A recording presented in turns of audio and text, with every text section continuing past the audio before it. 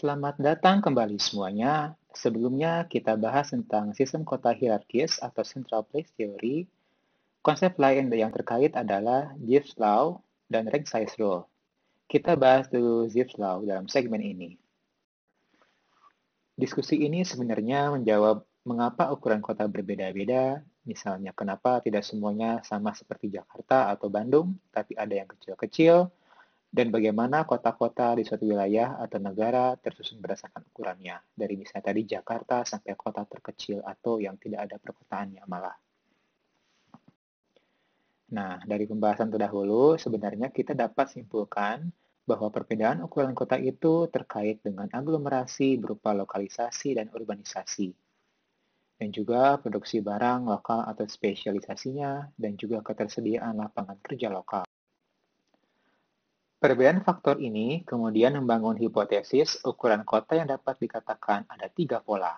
Pertama disebut primate, di mana kota terbesar berkali lipat lebih besar dibandingkan kota kedua terbesar seperti ini.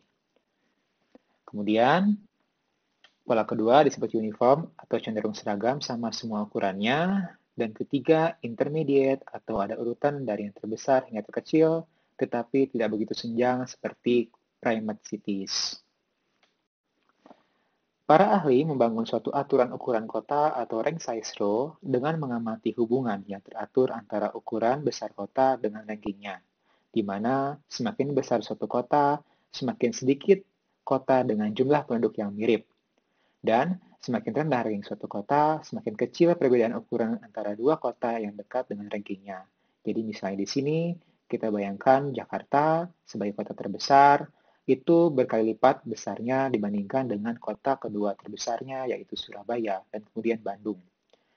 Nah, idealnya, perkalian antara ranking kota dan ukuran adalah sama untuk semua kota di suatu wilayah mengikuti aturan ini, yaitu ranking dikali ukuran sama dengan konstanta.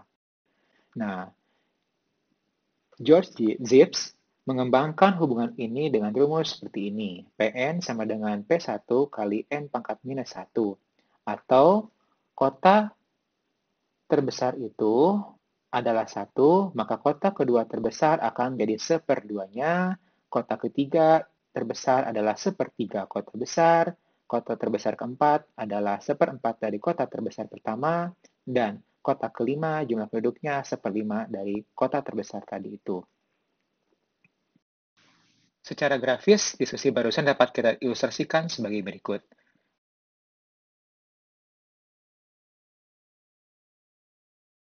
Terima kasih.